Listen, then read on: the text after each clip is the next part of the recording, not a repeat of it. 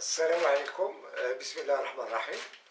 Donc la leçon numéro 3 de chimie, programme du premier bac international, option française, sciences maths et sciences expérimentales, suivi de l'évolution d'une transformation chimique suite.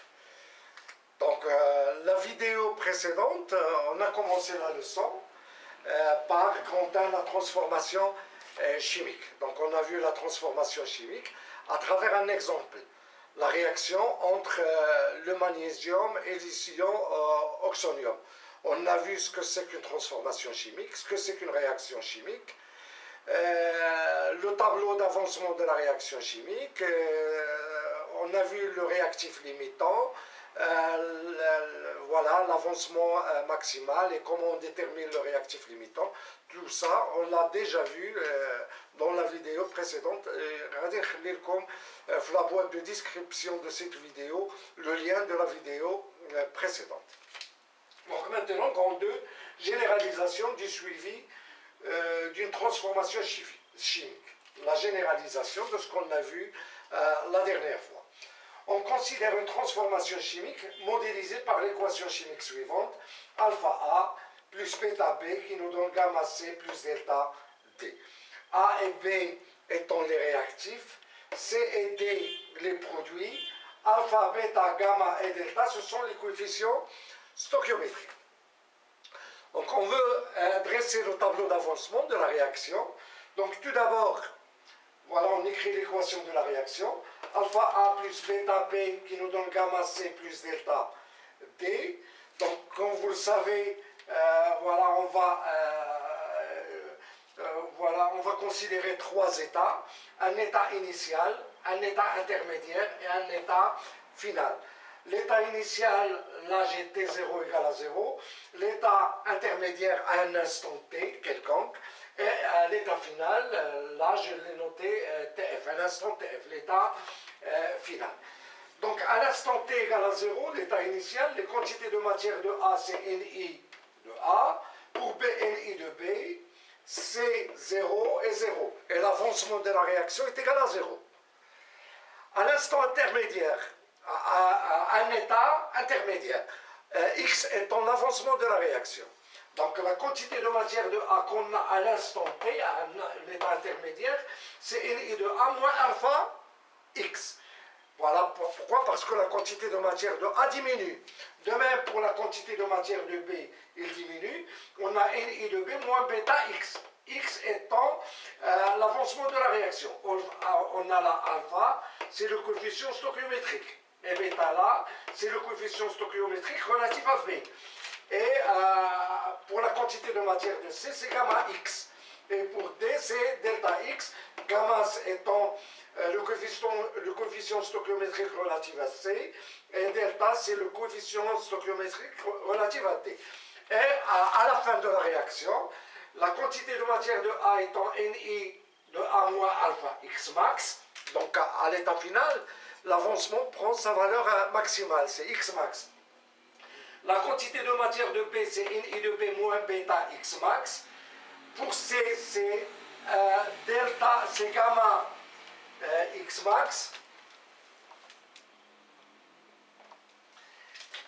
Et pour D, c'est delta X max. X max étant l'avancement maximal de la réaction. Donc lorsque l'avancement prend sa valeur maximale, la réaction s'arrête. Et le réactif limitant disparaît totalement. Au moins, un des réactifs disparaît totalement à la fin de la réaction. Donc, comment on cherche X max? Si A étant le réactif limitant, ça veut dire que NI de A moins alpha X max est égal à 0. Et on obtient X max est égal à NI de A sur alpha. Si B, donc ce sont des suppositions, si B étant le réactif limitant, on a NI de B moins bêta X max est égal à 0. Ça veut dire que X max est égal à NI de B sur bêta. Donc la première supposition, on suppose que A est le réactif limitant, donc X max est égal à NI de A sur alpha. Et si on suppose que B est le réactif limitant, ça veut dire que cette quantité est égale à 0, et x max est égal à ni de b moins bêta, ni de b moins bêta x max égale à 0, ça veut dire que x max est égal à ni de b sur bêta. Donc laquelle des x max qu'on va choisir, c'est la plus petite. Donc pour ça, il suffit d'écrire que x max est égal à la valeur inférieure de ni de a sur alpha et ni de b sur bêta. Voilà. Si x max égale à ni de a sur alpha, ça veut dire que ni de a moins alpha x max est égal à 0. Et si x max égale à ni de b sur bêta, ça veut dire que c'est ni de b moins bêta x max qui est égal à 0. Donc là, on va choisir la valeur inférieure. X max est égal à 1 de ni de xa, ni de a sur alpha et ni de b sur bêta. Donc si ni de a sur alpha est inférieur à ni de b sur bêta, alors x max est égal à ni de a sur alpha. Et le réactif limitant étant a. C'est a qui disparaît totalement. Donc lorsqu'on trouve x max, on cherche le bilan de matière. Le bilan de matière, il suffit de remplacer. Donc lorsqu'on remplace, on a la quantité de matière finale de A est égale à 0, puisque A étant le réactif limitant. Pour la quantité de matière de B, voilà, il est égal à ni de B moins bêta x max, avec x max est égal à ni de A sur alpha. Et la quantité de matière finale de C, elle est égale à gamma x max, et la quantité de matière finale de D est égale à delta x max. Voilà, donc on dresse le tableau d'avancement, on cherche x max. Lorsqu'on trouve x max, on en déduit le réactif limitant et on remplace à l'état final pour trouver le bilan de matière. On remarque le mélange stoichiométrique. Donc on a un mélange stoichiométrique si à la fin de la réaction, aucun des réactifs ne reste. Donc tous les réactifs disparaissent totalement. Ça veut dire qu'à la fin de la réaction, on a ni de A moins alpha x max est égal à 0 et ni de B moins bêta x max est égal à 0. Ça veut dire qu'à la fin de la réaction, A et B disparaissent totalement. Donc mélange stoichiométrique. On a un mélange stoichiométrique si à la fin de la réaction, il ne reste plus de réactifs. Ça veut dire que n final de A est égal à n final de B est égal à 0. Et dans ce cas, on a ni de A sur alpha est égal à ni de B sur bêta. Voilà. Maintenant, on va faire une étude graphique. L'étude graphique consiste à tracer la courbe qui représente la quantité de matière de A en fonction de x, la quantité de matière de B en fonction de x étant l'avancement de la réaction, la quantité de matière de C en fonction de x et la quantité de matière de D en fonction de x. Donc pour A, la quantité de matière, comment varie la quantité de matière de A en fonction de x? Eh bien, la quantité de matière de A, elle est égale à ni de A moins alpha x. À l'instant t égale à 0, x est égal à 0, et à l'état final, x est égal à x max. Donc ça veut dire que la quantité de matière de A varie entre ni de A et ni de A moins alpha x max. Et cette fonction-là, c'est une fonction affine. C'est une fonction affine, et moins alpha, ça représente la pente de la tangente. On sait que pour une fonction affine, on a y est égal à ax plus b. Voilà, a étant la pente de la droite. Ou bien, voilà, la pente de la droite, excusez-moi, ce n'est pas la tangente, c'est la pente de la droite. Donc A, c'est la pente de la droite, et B, c'est l'ordonnée à l'origine. Donc on a la quantité de matière de A est égale à moins alpha x plus ni de A. Donc la quantité de matière de A est égale à ni de A moins alpha x. Donc c'est une fonction affine. Donc la courbe qui représente la quantité de matière de A en fonction de x, c'est une droite dont la pente est négative. Ni de A, ça représente l'ordonnée à l'origine, c'est la quantité de matière de A lorsque x est égal à 0. Et moins alpha, ça représente la pente de cette droite.